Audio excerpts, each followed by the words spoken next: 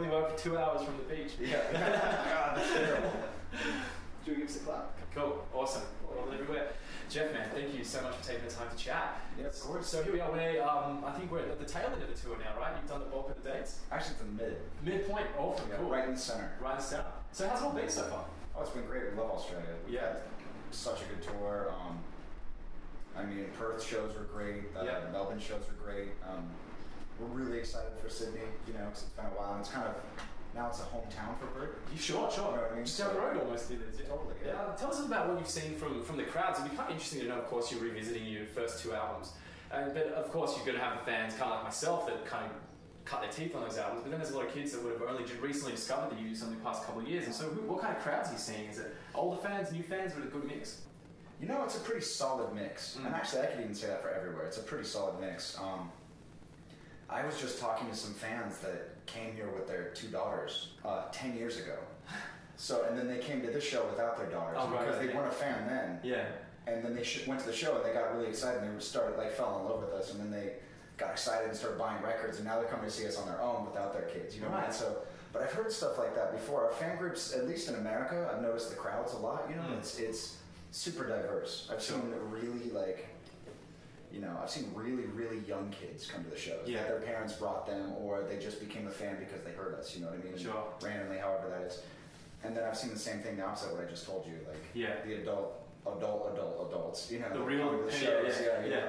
So it must be a bit of a trip, kind of revisiting these albums. Kind of going back into the headspace of that time, and when they were created, it was a different world where everyone was different people. Is it fun to kind of revisit those days? Oh, it's awesome. I've said this before, but it's kind of like, the whole idea of creation and creating something. It's kind of like being born. We sort of had the first record. You know what I mean? We sort of birthed the first record, and back then that was the moment, that was the vibe, that was how everything was. And then we sort of went on and went our own direction and made the second record. You know what I mean? And then went on from that and made the third record. But at that whole time, the first record and the second record and the third, however, is all creating their own momentum and changing, evolving, and becoming something different to everybody that fell in love with that. You know what I mean? With all art. Right. Like, it becomes something more than it was. Yeah. Did you kind of have like a eureka or kind of like an aha moment in the studio when you were making it that made you think that you were potentially onto something great? The thing that, for me personally, the thing that was the biggest aha moment was when Bert was putting vocals to the very first song we ever wrote. Right. So we long story short, we had The Used was technically a band for a week before Bert. maybe 2 weeks, something like that. You know what I mean? We wrote Maybe Memories musically, and we were testing out people with that song. So we had like the dummy demo of it. Yeah. And we're just like, come and sing over it and let's see how you sound. When we finally got a hold of Bert, we finally got Bert into an area to record. Yeah.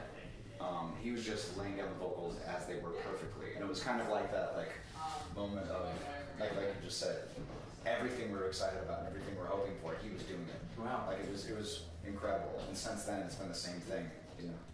So every time Bert's laid down the vocal chart, we've got another one in our hands. Yeah, it's very exciting to watch that happen. Right on. Now, so digging back into these albums, are you kind of seeing things that you weren't aware of, or learning things that the moments of brilliance that you weren't even aware that you were doing at the time? That's a good question.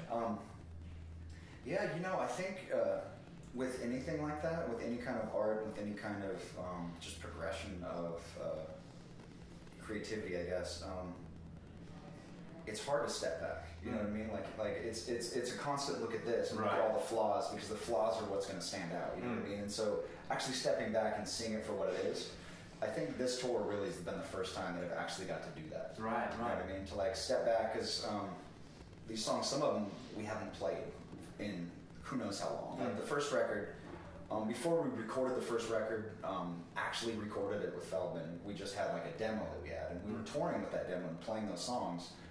But after we recorded it, there's a couple songs that we only played once or twice. Right. You know what I mean? I'm not sure just the recording, just how it was. We just didn't want to.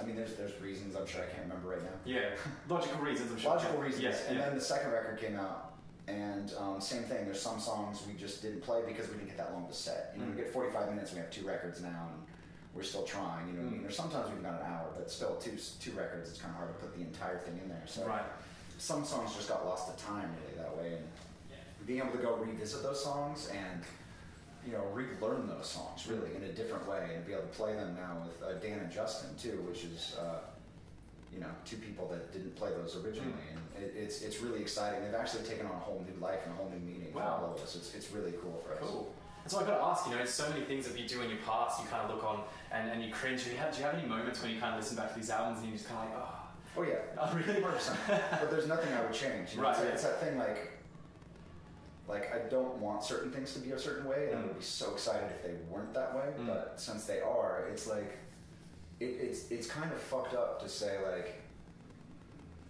bullshit. That shouldn't be that way. I hate this record. You know what I mean? But that's not how it is, because like that thing I said, how something has been created and it's taken on a whole life of its own and become whatever it is, like a living entity or something. You know what I mean? And everybody that's loved those records has put in so much emotion to it. For me to be like, I don't like that bass line. You know what I mean? It's like kind of like, it almost sounds like childish. You know what I mean? It's like, let it go, let it be what it is. You know, like, let the record be what it is. Be excited about it. And so. Sure. Looking to the past, like you are with these particular albums, are they informing any of the future of the Used? Do you kind of? Yeah. Well, every time we write, it's different. Every time we do any kind of musical thing, it just kind of happens differently. It flows however way it should. You know, guitar line, bass line, drum line, I don't know. It doesn't matter. Vocals, last record kind of. So it's different because now we have Justin that we're writing with. And we've came up with about, I'd say 40 ideas. Right. When I'm saying ideas, that's really loose. Sure. You know what I mean? It could be a guitar line that's really exciting. Or it could be like a music for a part that's really exciting. Nothing's super solid yet. It's going to be really exciting. It's going to be similar but different. You know what I mean? Like it's always going to sound like the Used because Bert's voice is always going to sound like Bert. You know what I mean? So we're really lucky because his voice has such personality that no matter musically, like I'm kind of reiterating, but no matter what we do musically, it's going to sound like us. Yeah. You know what I mean? So I'm really excited. Actually. So it'll sound like the Used, but sound like the Used like we've never heard before. Totally. Awesome. Yeah. Worded way better than I did. Oh, well, that's my job. Yeah, I do that thing. Awesome. Well, Jeph, man, those are all the questions I got for you. Thank you so much for putting up with me, and all the best for the show tonight, man. Thanks, man. Thanks, dude. Yeah.